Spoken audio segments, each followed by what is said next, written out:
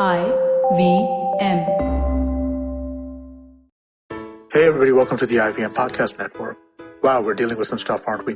The COVID-19 scare we're facing in India and the world has, it's really changed our lives, hasn't it? But it's also seriously impacted our ability to create podcasts and to get them out to you on schedule. For the next few weeks, I'd like to ask for your patience if episodes are delayed or postponed. We're also going to be doing many of the recordings remotely, like this one, for example, right? And sound quality is going to be a little uneven while we're facing this time, right?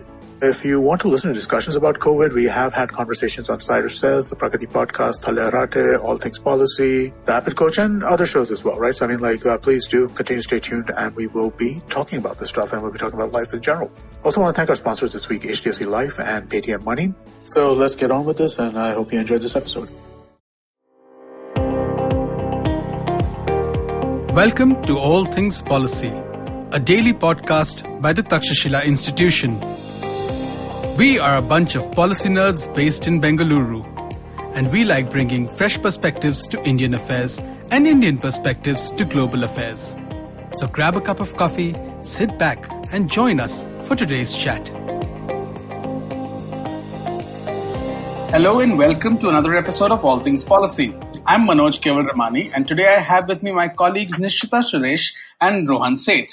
And we're going to be talking about the impact of the coronavirus outbreak, the pandemic. We're all in lockdown right now. So we're going to talk about the economic impact of all of this. And is everything doom and gloom going forward?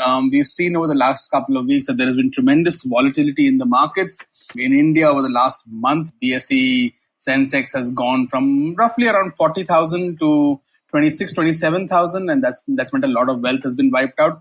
But Rohan and Nischitha did an op-ed recently in which they were essentially saying that, look, it's not that the world economy is doomed. It's not like the outbreak has completely ruined everything. There are still winners and losers. So we'll try and sort of delve into this a bit. So before we sort of go into more details, Rohan, can you just tell us exactly what is it that you're arguing in the op-ed? What is the argument that you're making?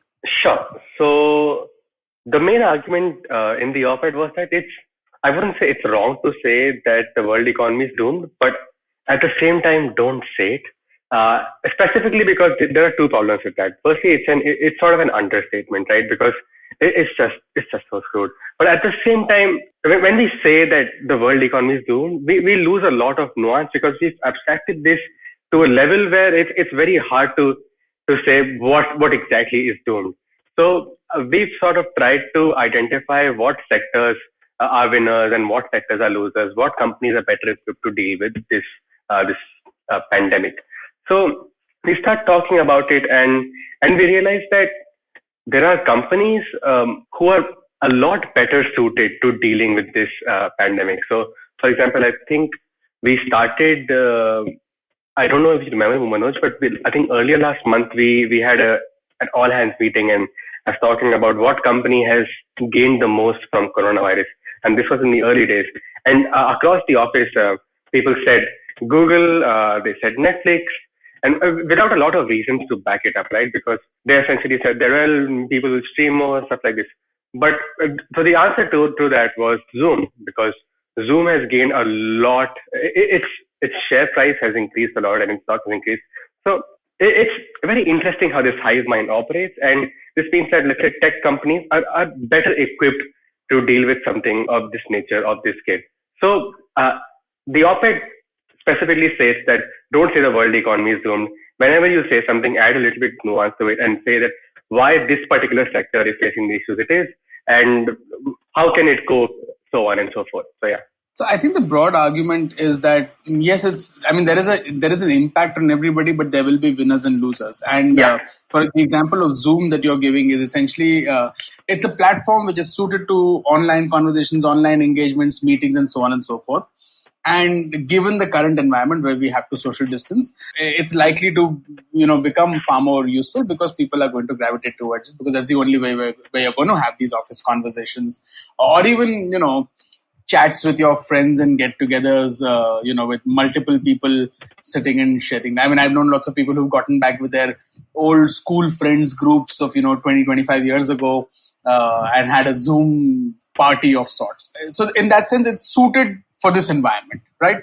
Yeah, something like Zencaster that we're using to record a podcast. that we're using right now. Exactly. It's such a live example, right? Zencaster is probably doing really well right now. Okay, Nischitha, what are your thoughts? Yeah, I think with the given pandemic, there are the losers and the winners. So if you're playing good cop and bad cop right now, let me just do the good cop first. So along with Zencaster, I think there are also these other apps like House Party is one of them where you basically do videos and you play games and things like that. So a lot of these apps and the startups are gaining a lot of momentum and it's a good time for them. But also for the big companies itself, it's not going really good, like for Facebook or Google or Apple, because if you look at Apple, its supply chain runs through China and it has already been severely impacted.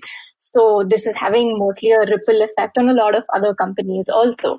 And if you also look at the gig economy around the world, or especially in developing countries, the contract versus permanent job workers, it has a lot of impact on the gig economy workers.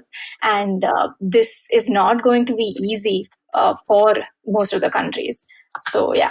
The other sort of interesting thing that exists is, tech companies, you can classify them into different categories, right? One is platforms which are providing a certain kind of service, which don't necessarily have deep supply chain dependence or manufacturing dependence and things like that, which are probably much more suited to be able to take advantage of these things. And therefore, I would say something like a Netflix, any of these entertainment platforms, because you're essentially providing a service as opposed to providing a tangible physical product. Therefore, the Apple example that Nischitha gave, right, that Apple would be reliant on its supply chain across the world, not just in China, but China is essentially where you're going to do much of the bulk manufacturing.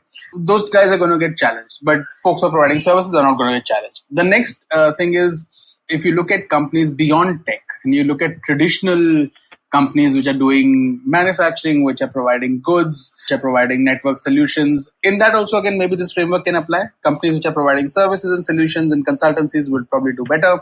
But companies which are doing tangible goods, which are dependent on a lengthy supply chain, would probably struggle. Would you agree with that? Yes, broadly, but with exceptions.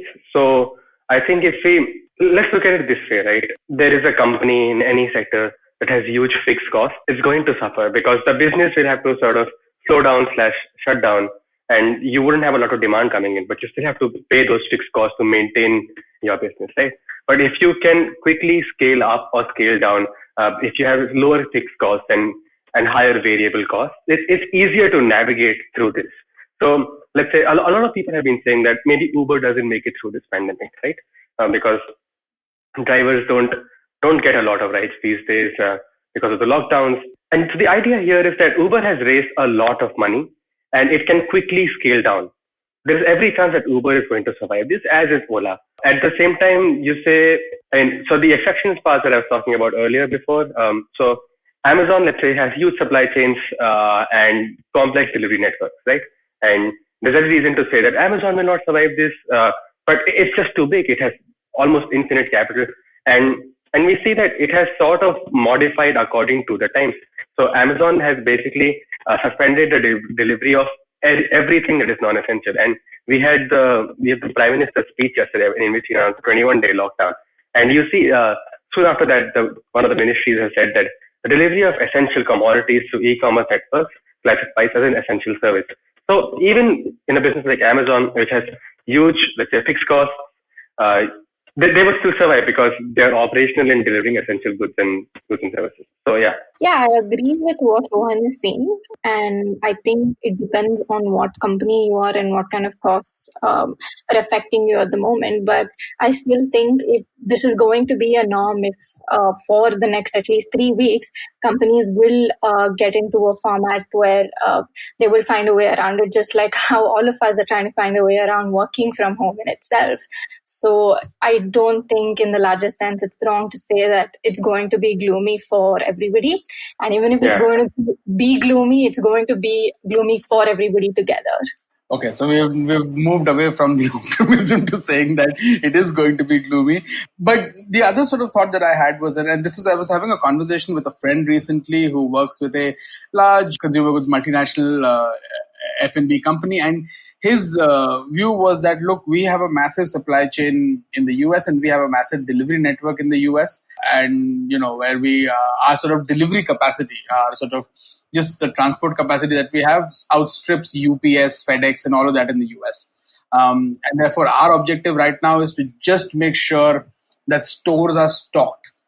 Because we are seeing large scale buying happening at a very early stage, our objective is to keep stores stocked, and in that process, within sort of by early March, we've already doubled our quarterly, targets, and therefore the objective is right now just keep. So in that sense, it depends on how long these lockdowns last. If these lockdowns last for a period of say 2, 3, 4 months, and things still seem difficult, then even whoever is gaining, particularly even these kinds of companies which are providing essential supplies, will start to suffer, because you can scale down for a certain period of time. After a certain point of time, once you scale down for a lengthy period of time, it becomes very difficult, because you will have to end up cutting costs further. You'll have to end up hitting other people's incomes, and that will create a ripple effect. But if you can scale down for a limited period of time, there are you will bear certain costs, but you will still survive. You will not be really bad. But on the other hand, because of the sort of early sort of stress and people panic buying and doing those sorts of things, there are lots of companies that have also made sort of serious profits in the lead up to whatever could be a shutdown for many countries, right? Yeah, I think you pointed out something really interesting here, because companies with FMCGs and stuff like sanitizers, all of this, right now, because people are holding, people are panic buying, a lot of countries are going to lockdown. And if this, let's say, lasts for 21 days, 30 days, it's still manageable, because the supply chains haven't been that impacted yet. But it's going to be interesting to see how these companies cope after these 30 days. What if these lockdowns are extended to, let's say, another 2 months? It's going to be extremely interesting I'm saying interesting, but these companies are going to suffer, because they can't essentially scale down as much, and that's where the fixed cost framework comes in, right? With the supply chains sort of stagnating, we'll see that companies will begin entering into losses. And even though people have met their already quarterly targets and so on and so forth, because so much of stuff has been panic bought, but at the same time, we will see that if this continues for a prolonged period of time, these FMCG companies may not be very well fit to survive this. At the same time, I would say stuff like Zoom is an excellent example.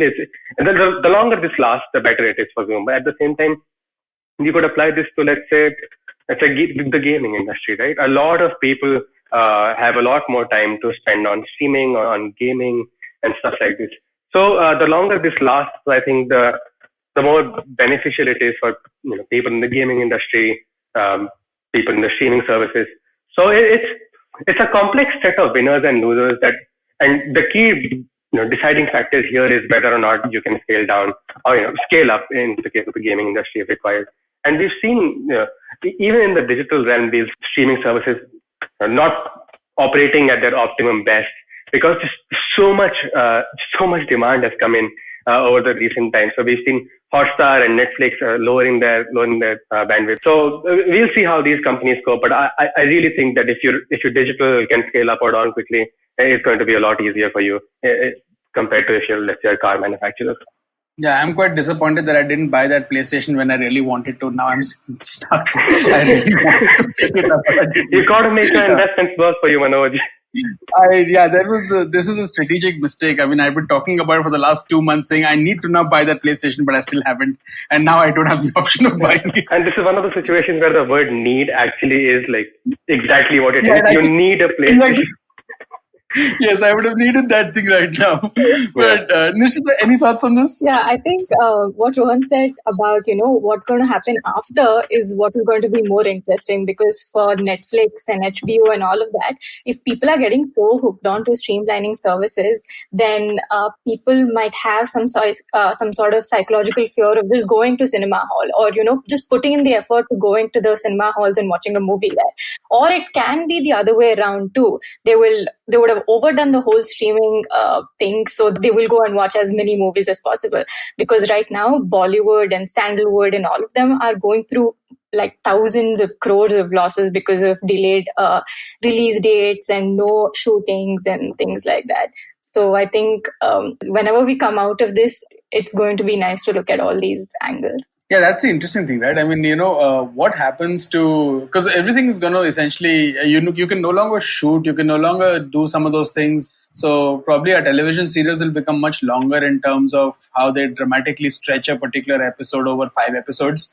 So I presume production will change in that sense. But yeah, I mean, in terms of what will happen to the movie industry, because if this is prolonged and you can't make those movies, an entire chain gets hit, from actors to people working in sort of movie making to theaters, distributors, everybody. The impact of that will only be felt like 3, 4, 5 months after the lockdown actually ends, because there will not be enough content also to be put out, because there will be no new stuff available.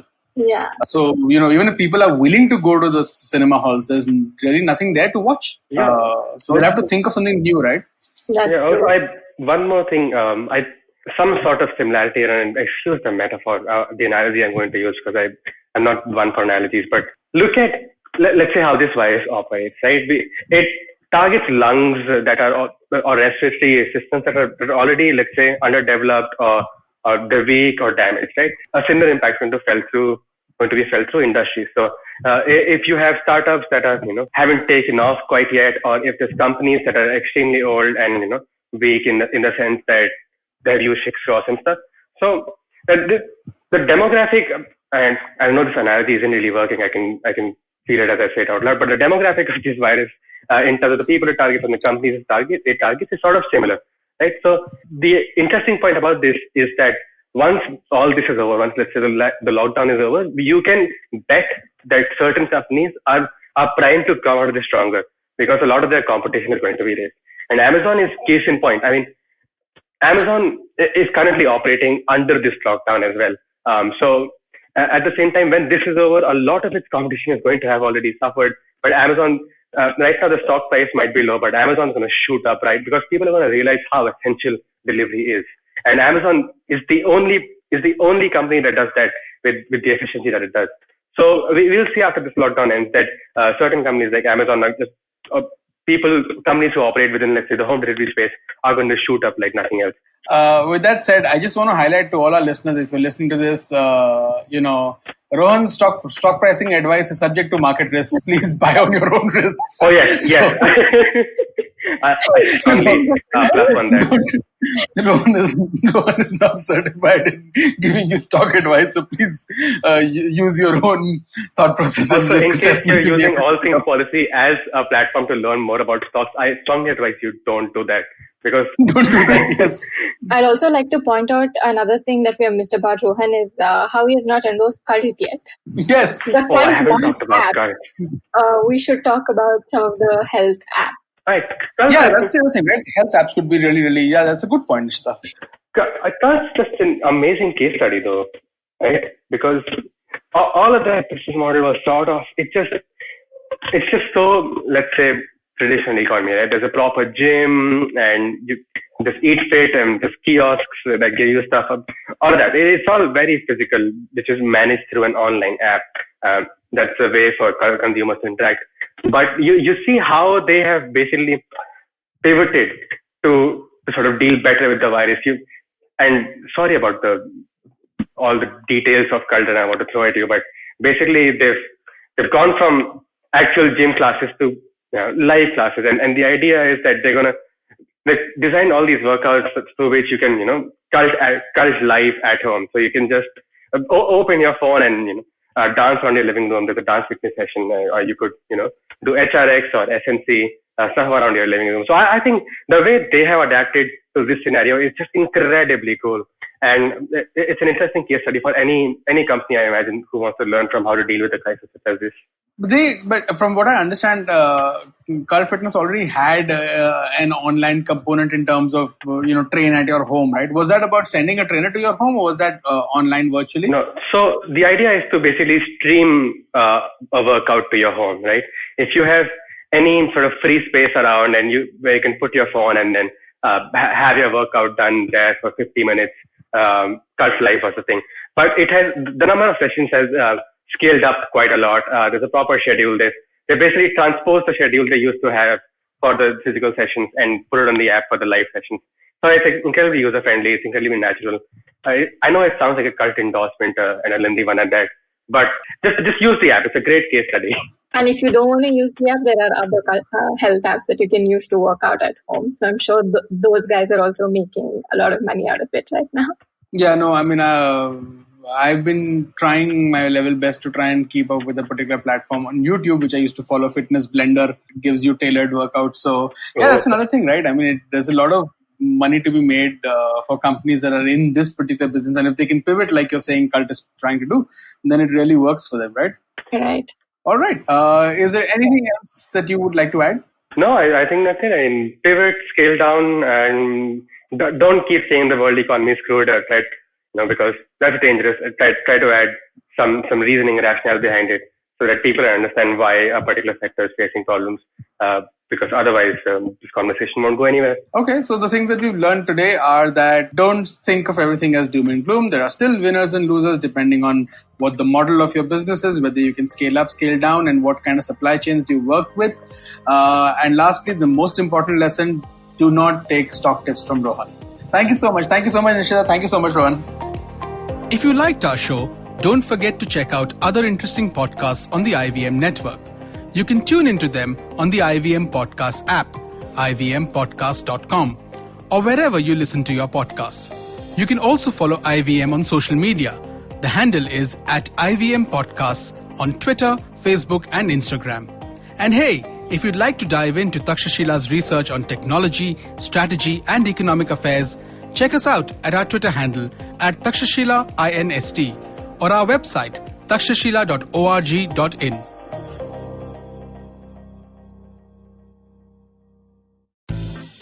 Do you wish you were smarter? Well, so do we. But the next best thing? We could make you sound smarter. And to help you with this endeavor, we are Simplified, a podcast that attempts to break down the complex world around you with a little knowledge, a lot of poor jokes, and a ton of random trivia. Episodes out every Monday On the IVM Podcast app or wherever you get your podcasts. See ya! Are you constantly seeking happiness? Wondering how to make the most of every day? How not to let your inhibitions stop you from achieving your goals? It's now time to get your A game on. It's time to unlock your true potential. Tune in to the Empowering series with me, Zarina Poonawalla, to feel empowered in all genres of life. From behavioral skills to management skills. From health to relationships. From mental well-being to emotional well-being. And of course, your finances. I've got you covered. With these tips and tricks from me, Zarina, and true life stories from my amazing guests, you're bound to bring your purest to the table. Tune in to the Empowering series with Zarina Poonawalla every Thursday on the IVM Podcast app, website, or wherever you listen to podcasts.